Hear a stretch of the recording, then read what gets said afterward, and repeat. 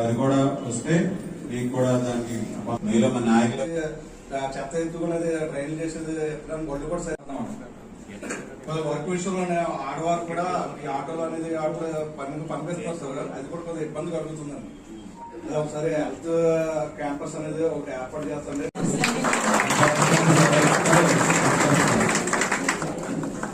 మీ అందరికీ చేసినట్టు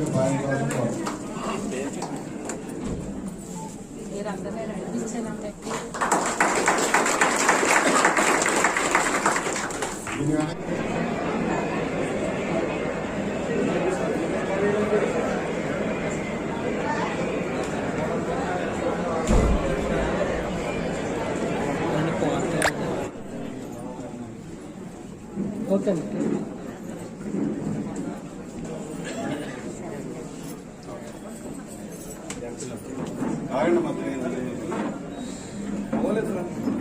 జన్సన్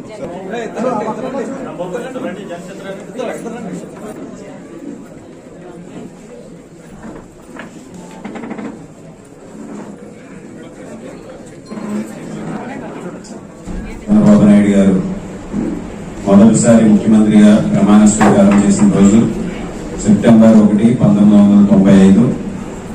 ఈ సందర్భంగా 30 సంవత్సరాలు పూర్తి చేసుకున్నటువంటి సందర్భంలో మన తణుకు మాజీ రివర్స్ కార్పొరేషన్ చైర్మన్ శ్రీమతి వావుల సర్వాదేవి గారి సౌజన్యంతో మన మున్సిపల్ కార్మికులకు, పారిశుద్ధ్య కార్మికులకు రెయిన్ కోట్స్ పంపిణీ కార్యక్రమాన్ని ఏర్పాటు చేసినటువంటి వావుల సర్వాదేవి గారికి, ఈ కార్యక్రమానికి చేసినటువంటి పారిశుద్ధ్య కార్మిక సోదరమణులకు, కార్మికుల అధ్యక్షులు రాజధాని గారికి, అందరికీ కూడా మీడియా వారికి హృదయపూర్వక నమస్కారాలు తెలియజేసుకుంటూ, ముందుగా ఈ సందర్భంగా మన తణుకు నియోజకవర్గ ప్రజలందరి తరఫున గౌరవ ముఖ్యమంత్రి శ్రీ నారా చంద్రబాబు నాయుడు గారికి శుభాకాంక్షలు, అభినందనలు తెలియజేసుకుంటున్నాం.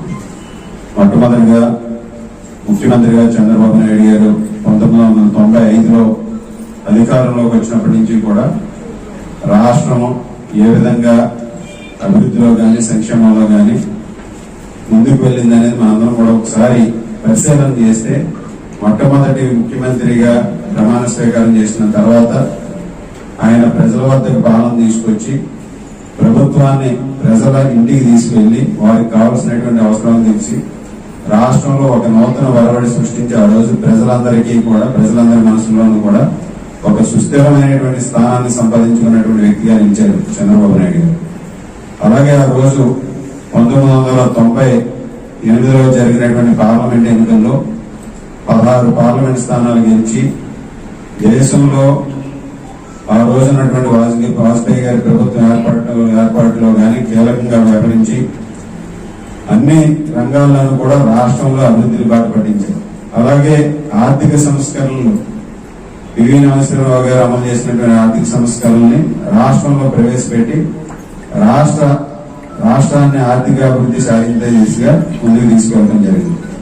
దాంతో పాటుగా ఐటీ రంగాన్ని హైదరాబాద్ లో ప్రారంభించి ఆ రోజు దేశంలో బెంగళూరు, మద్రాసే ఐటీకి స్థానం ఉన్నటువంటి రోజుల్లో హైదరాబాద్ లో హైటెక్ సిటీ నిర్మించి ఈ రోజు దేశంలో మొట్టమొదటి స్థానంగా సాఫ్ట్వేర్ రంగంలో ఉండే విధంగా హైదరాబాద్ ఉందంటే దానికి కారకులు చంద్రబాబు నాయుడు గారు. చంద్రబాబు నాయుడు గారు దేశంలోనే అన్ని రంగాల్లోనూ కూడా ఆంధ్రప్రదేశ్ రాష్ట్రాన్ని ముందుంచారు. రాష్ట్ర విభజన జరిగిన తర్వాత 2014లో ముఖ్యమంత్రిగా అయిన తర్వాత కుర్చీలో కూర్చుని పరిపాలన ప్రారంభించి అమరావతి రాజధాని నిర్మాణం చేయడంతో పాటుగా పోలవరం నిర్మాణాన్ని 72% పూర్తి చేయడంతో పాటుగా ఈరోజు మరలా 2047 విజన్ 2047ని తీసుకొచ్చి భవిష్యత్తులో రాష్ట్రం నెంబర్ 1 ఉండే విధంగా ఈరోజు 2047 విజన్ ప్రణాళికను కూడా ముందు పెట్టడం జరిగింది.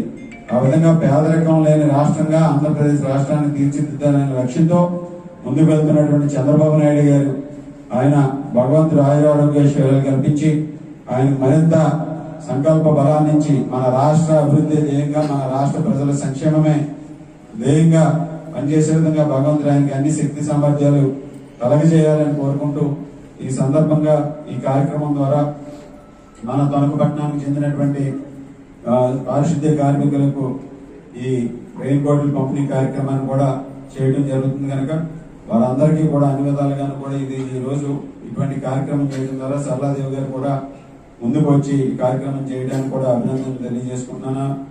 అలాగే ప్రతి ఒక్కరికి కూడా